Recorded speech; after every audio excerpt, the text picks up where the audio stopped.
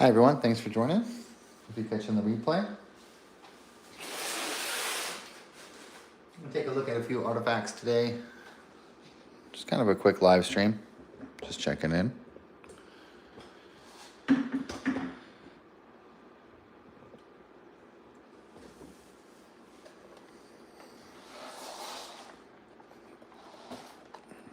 Get our lighting set up.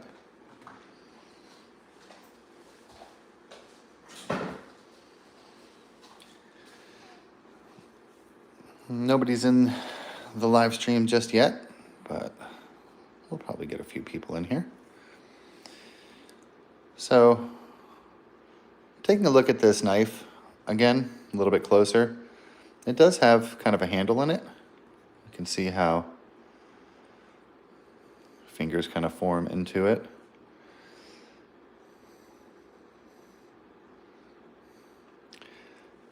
And it's kind of a rare piece. It does kind of just look like a giant spearhead, of course. Don't know if it resembles anything, if it resembles a bird or anything like that, but has some pretty awesome edges on it. You can see how this would be able to chop up a deer or something with it. Hey, we got one person in. Thanks for joining. I'll show you guys a wooden knife, which is kind of rare to find these wooden knives.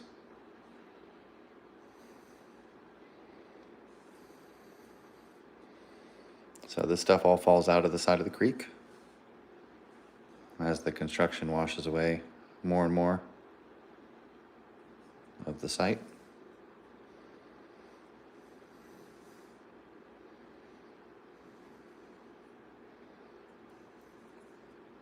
It's very nice. Had some friends over today and was able to show them a few of these cool artifacts.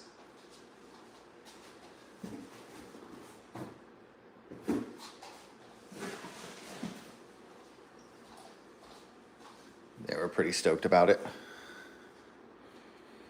So let's pull out the girl real quick now that we have a few people in here. Excuse me. Go ahead and give you guys a good look at her. And we'll point the camera up just a hair here and zoom in on that face so that you guys can see it.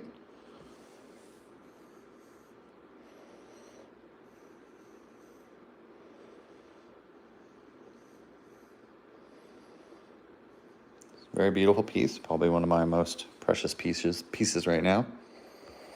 You can see how this is just the head statue.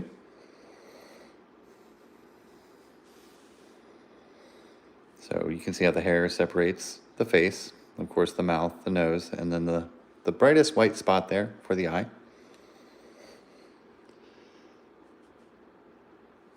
Very fascinating. A lot of people don't know that the Native Americans made this kind of stuff. Good to see you, Jason. Thanks for jumping in. So yeah, as I Jason, since you're here, I'll kind of repeat. Yeah, so I had some friends over today, showed them a few of these artifacts, and they were pretty blown away. They're like, I had no idea that people made this stuff, that these Paleo-Indians made this kind of stuff. And yeah, it's kind of, since we've been doing it for a few years now, it almost, sometimes we forget how amazing this stuff really is, right? So, give you guys just kind of a good look at this. Of course, there's a few more things on this other than just the face, which you may have been able to see already. Of course, we can see the girl, but then you see the circle up top here. I do have a little pen, or let me grab this artifact here to kind of draw with. So we see the circle, and we see the beak of the bird. So we can cover the lady's face, and you can see how that resembles a bird there, with the beak and the head of the bird with the round eye. So very often on these, the birds are part of the hair or part of the head. Roman, this is a statue of a Native American girl, it looks like. Might not be easy to see at first. So we'll put this one away.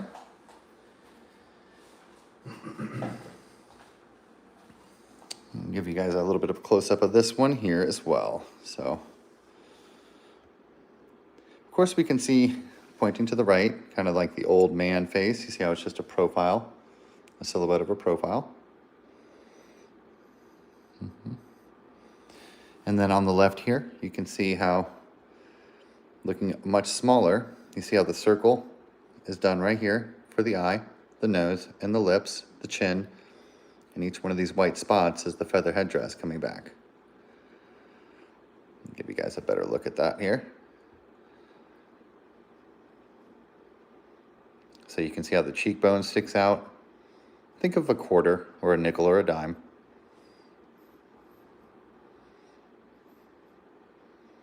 And what's really neat about this is, you know, it's not just this profile on this side, and it's not just this profile on this other side either. But you can flip it over and get other profiles put into there. So this is indigenous art of what they looked at, you know, at the campfire. It's kind of how they entertained themselves, how they remembered their history and their culture, perhaps their family members. These are quartz crystal. They're painted. So there are some characters on this as well. You may be able to see. It's funny because some people can see certain eyes and some people see other ones, but the eye that I see is this one here with the pupil of it right here. And this color on this one's very beautiful. So you can see how this could be a woman with the hair bunched up. And we can explore this one a little bit together to see what other images might be on it. So it looks like as we tilt it more, kind of the face changes just a bit.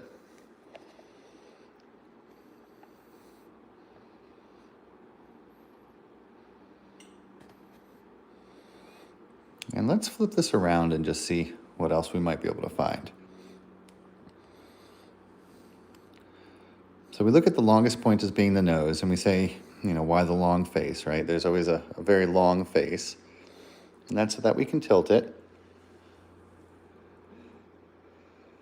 So looking just into the edge, this little swoop right there, you can see as being the eye.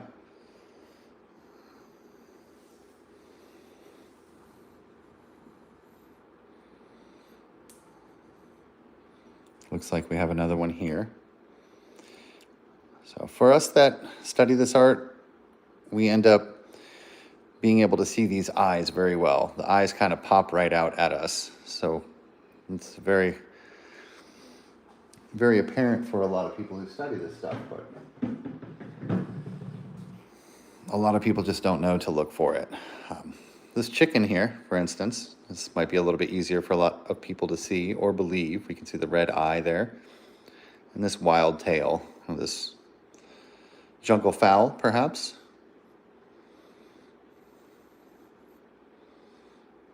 And in all of these little carvings, all of these little notches and peck marks, there are other images. It's how detailed this stuff gets. It's extremely detailed.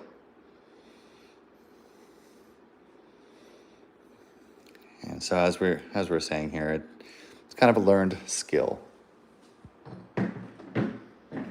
Just like the people who made the stuff, we end up being able to see a lot more of the details in the stone here, all the little cracks and crevices and ripples and markings. I mean, they lived by stone. Looking under that shelf eye, you can see the details for that eye done in there. They have a little bit of a better level of detail, I guess, with looking at the stones. Yep, that was a rooster RS. Thanks for the paint chips comment. That's very professional.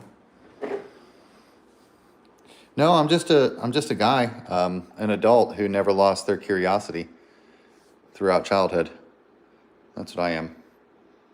I'm a human being that went out looking for arrowheads and instead found a bunch of bird heads and then learned how to see the art of the Paleolithic people here in North America. Let me go ahead and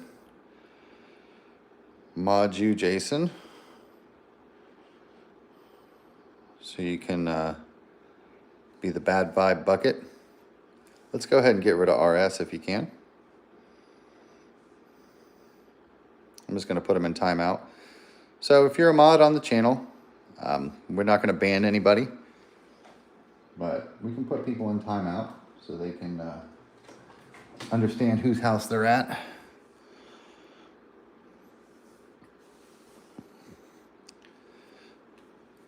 This is a kind of an interesting one, and it's got a lot of little notches and markings and things in it. You can see like little circles and stuff. Of course, positioned right here.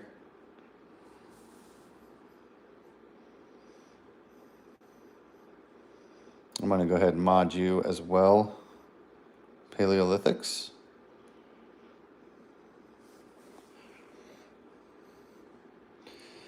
Yeah, so what area of North Carolina do you reside in, Paleo? I'd like to know. So I'm over here in Clayton, which is right above Smithfield, Goldsboro area. And I could show you some of these pottery artifacts here. Love to be able to, I think I shot the GPS location into your chat so that you could go and explore it yourself. Go collect a few yourself before they're all covered up. Because we are kind of fighting against time right now. We're fighting against the construction company. So if we can get, once the houses are built and that's, the people's property, we're not going to be able to go over there and pick these up anymore. So, so you're in Durham. Yeah, you should. I did leave those GPS coordinates. Let me know if you got those. On a weekend or whatever, come out and grab as much of these as you can. They're really light. These are the clay pottery ones. They're not of stone. And I left you the exact pinpoint location where these are so that you can go and pick up some. There's thousands of them.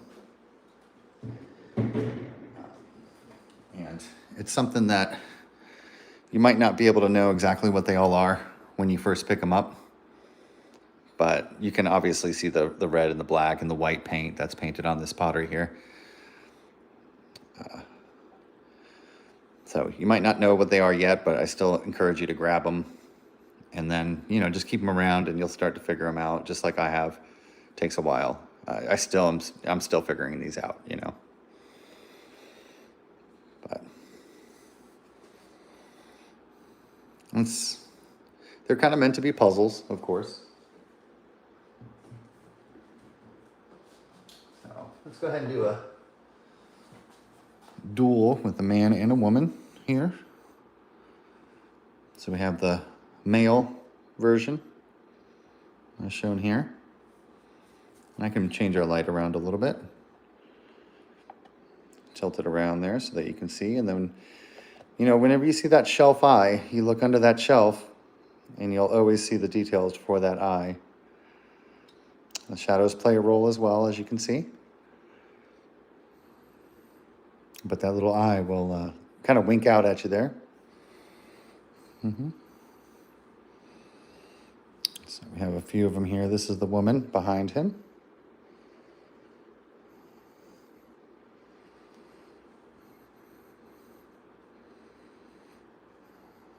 It's very neat.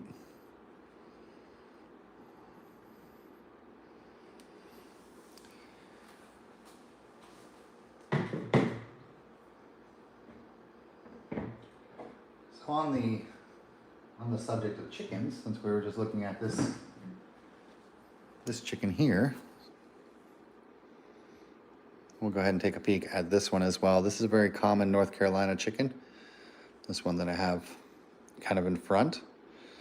And so you can see the way that the beak is pointing to the back of the bird, like, oh, just like a bird does. You can see how the red face is portrayed there.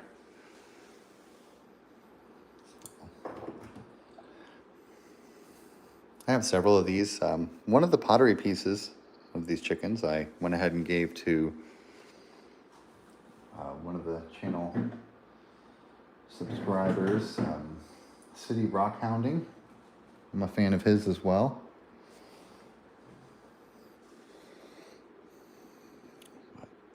These little pottery artifacts do end up being in different places. I'm going to a farm right beside that area around Swift Creek. Yep, that's exactly where it's at. It's near Swift Creek, kind of near, well, in Smithfield. If you want those GPS locations again, shoot me an email. I should have your email anyway, since we're both doing the same kind of thing. You know, my email is facesinthestoneofficial@gmail. So shoot me an email and I'll send you locations of mounds and sites that are in the area. There's not just the construction sites, but there's also mounds that I've discovered here all around this area. I've got them all mapped out. So I'd love to share that with you. So today when I had some guests over, one of the very popular ones, of course, was this gorilla or this primate. And it's a favorite of mine as well, just because it is very easy to see. I love the texture, the way the cheek indents in there.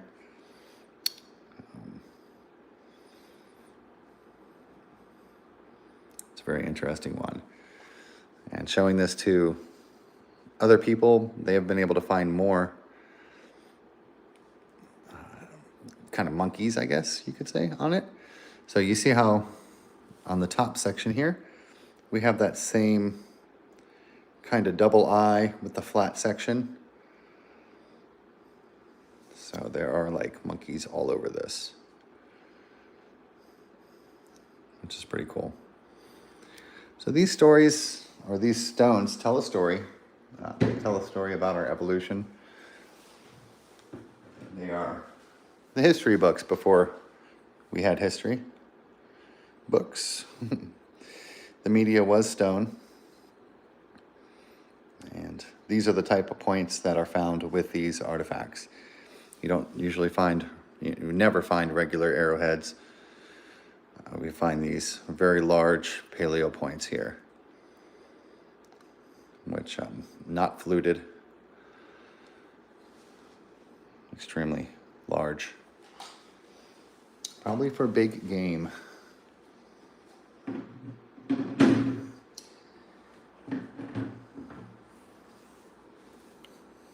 Show you just a simple duck head here. So with the duck heads, we have a recessed beak. And you may not be able to spot that out as a duck head just yet, but it's what this one represents. And normally with the artifacts that I find, we'll find a bird head on one side and then the full bird on the other. So here on this effigy, it's one of my favorites, one of the best teaching tools that I think I've ever found. So we have the red crest. You can see the color on the top of the crest. It's just a bird effigy. You might notice two little markings down here, perhaps for two little feet. So we can turn the bird like this, and we see the crest is flat, and the beak is pointy.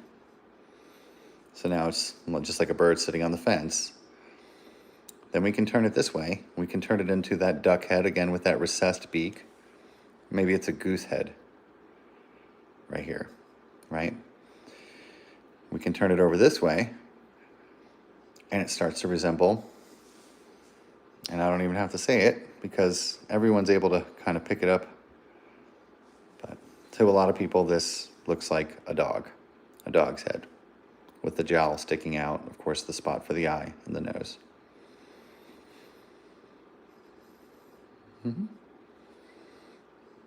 It's a very interesting piece. It's one of the first ones that I did find. It's a very cool one.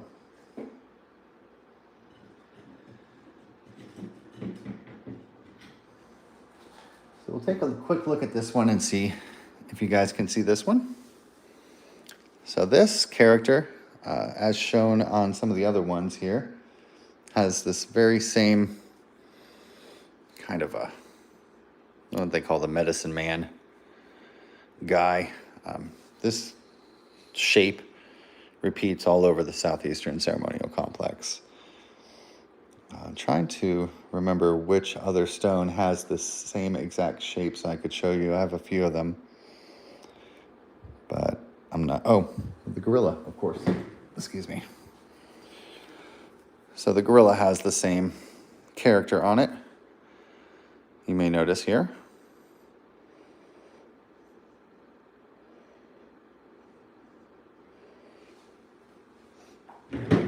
Furthermore on this, I might have to change out some lighting, but it's very unexpected. However, just emblazoned on the top of this, the beak, there's 2 feet. The whole bird is pictured here.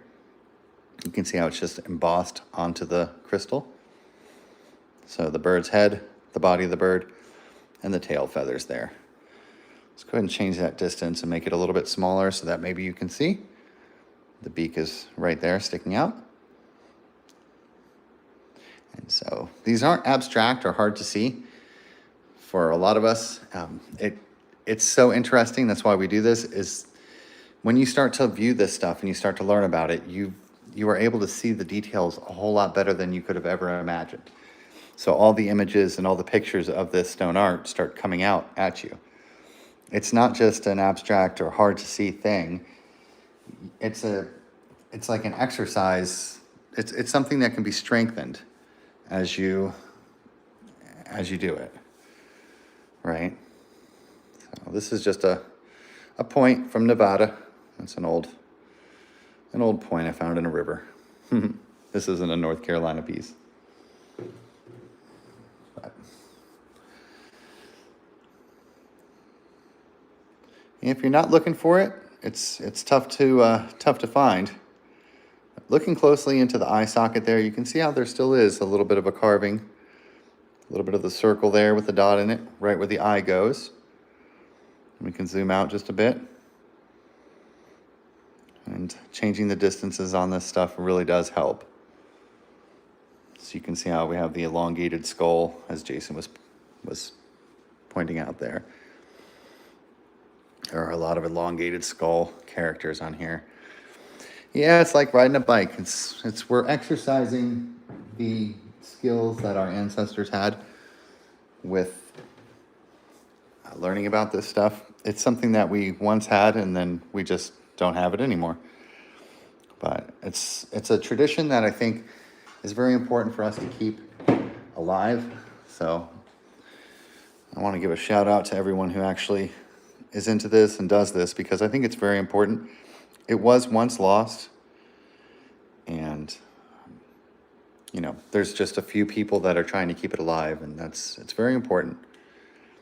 And we're gaining more and more traction by doing this, by sharing it with other people. So this little hand axe, I think, is very, very interesting. It's very cool. And of course, it itself has these little profile images on it.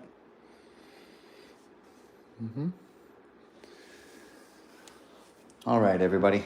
I hope you guys have a wonderful rest of your night. I'm going to go ahead and cut it off here, and we'll be shooting another video. I was just kind of taking a break because my last video was doing really well, and I had a really important message that I wanted everyone to, to listen to, and I really do appreciate the support and for everyone watching that last video.